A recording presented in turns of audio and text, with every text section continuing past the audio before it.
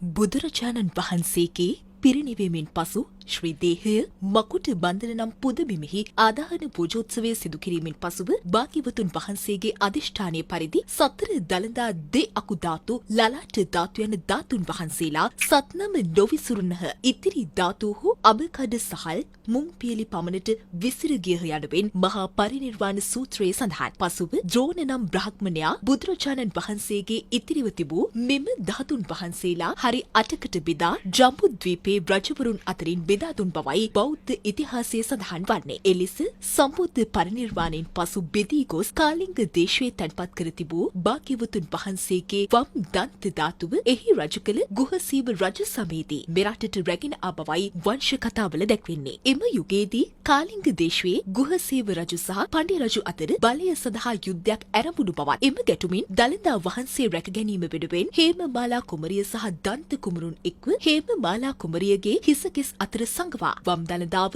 මෙහි රැගෙන ආ බව දළදා සිරිතේ දැක්වෙනවා. ඒ අනුව හේමමාලා කුමරිය සහ දන්ත කුමරුන් විසින් මෙරටට වැඩමවන ලද දන්ත ධාතුව ක්‍රිස්තු වර්ෂ 310 දී ලක්දිව රජු කළ ශ්‍රී මේඝවර්ණ රජුට බාර කර තිබෙනවා. ඒ වන විටත් බුද්ධ ධර්මයේ රාජ්‍යයේ ආගම ලෙස පැවති තත්ත්වය යටතේ දළදා වහන්සේ මෙරට රාජ්‍යත්වයේ සංකේතයක් බවට පත් වුණේ නිතැතින්. දළදාව මහත් හරසරින් පිරිගෙන පෙරහරින් වැඩම කරවා පොදු පූජා පවත්වා ඇති ශ්‍රී මේඝවර්ණ රජු දළදා පෙරහැර ආරම්භ කර එය අඛණ්ඩව පවත්වාගෙන යාම සඳහා විධි විධාන යෙදූ බවද දළදාව සම්බන්ධ ඉතිහාසයේ දැක්වෙනවා. ඒ සමගම එතැන් සිට දළදාවේ ආරක්ෂාව දළදා පෙරහැර පැවැත්වීම රජුගේ හෙවත් රාජ්‍යයේ වගකීමක් ලෙස තහවුරු වුණා. අනුරාධපුර රාජධානිය බිඳවැටි මෙරට රාජධානි පොළොන්නරුවට දඹදෙණියට කුරුණෑගලට යාපහුවට සහ කෝට්ටේට විතැන් වෙද්දී රජවරුන් රාජ්‍ය අතහැර සැඟවී පලා යතේත් දන්ත ධාතුව නිසි ගෞරවයෙන් යුතුව රැකගැනීමේ දළදා පෙරහැර අඛණ්ඩව පැවැත්වීමේත් වගකීම ඔවුන්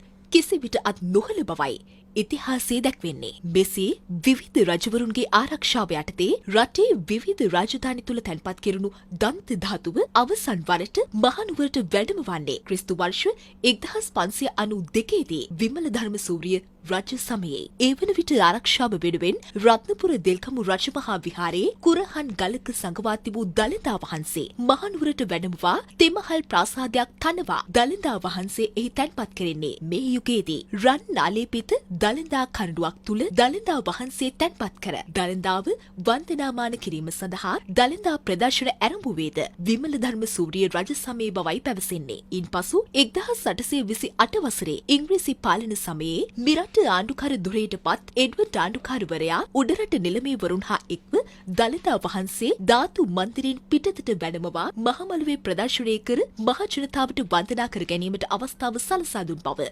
ඉතිහාසයේ සඳහන්. බටහිර ජාතීන්ට යටත්ව සිටි සමයේ ඔවුන්ට එරෙහිව කැරලි කෝලාහල මතුවී රට තුල සිවිල් ගැටුම් පැවති සමයේ දළදා වහන්සේගේ ආරක්ෂාව සම්බන්ධ විධි විධාන ඉහළම ප්‍රමුඛතාවයෙන් යුතුව ආරක්ෂා කර ගැනීමට මෙරට පාලකයින් කටයුතු කළා. දළදාව රාජ්‍යත්වයේ සංකේතයක් ලෙස සැලකීම මෙන්ම දළදාවේ ආරක්ෂාව රාජ්‍යත්වයේ වගකීමක් ලෙස පැවතීම දළදාව මෙහි රැගෙන පැමිණි තැන් සිට අද දක්වාමත් පවතින්නක්. එසේම බලය ලබා ගැනීමටත් ලබාගත් බලය රැක ගැනීමටත් අතීතයේ සිටම දළදාව යොදාගත් බවත් රහසක් නොවේ. ඒ සියලු විසංවාද අතරේත් දළදාව අපේ බෞද්ධ උරුමයේත් අපේ සංස්කෘතික සම්ප්‍රදායේත් අග්‍රස්ථානීය බවට විවාදයක් නැහැ.